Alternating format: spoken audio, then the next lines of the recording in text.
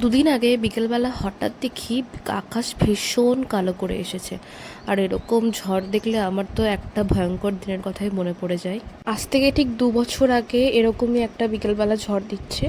আর আমাদের বিশাল বড় একটা আম গাছ ছিল বাপের বাড়িতে, তো বাবা ঝড়ের টাইমে কোনো দিনই যায় না, সেদিন হঠাৎ কেন গেছিলো আম কুড়াতে।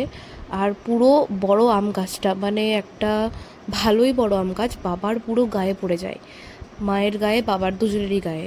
তো মা তো পুরো জাকা যায়, মায়ের কাঁধের কাছে একটু ব্যথা লাগে, আর বাবার তো পুরো পায়ে গেঁথে যায় ডালটা, আর পুরো পাটা ভেঙে যায়। তো সেই হরাইবেল দিনটার কথা মনে পড়লে এখনও আমার গা শিউরে ওঠে। সেরকমই ভয়ঙ্কর ঝড় আজকে উঠেছিল, আর ভীষণ বৃষ্টি পড়ছিল।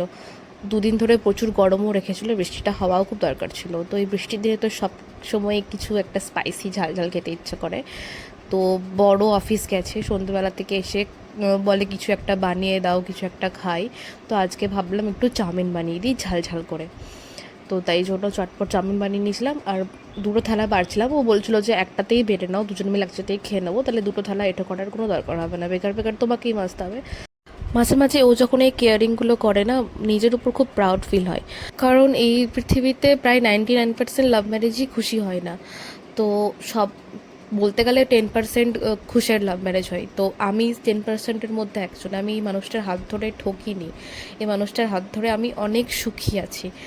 তো এই জিনিসগুলো শেয়ার করা উচিত না সোশ্যাল মিডিয়াতে, বাট না বললেও নয় যে এই মানুষটা এত কিছু করে আমার জন্য সব সময়।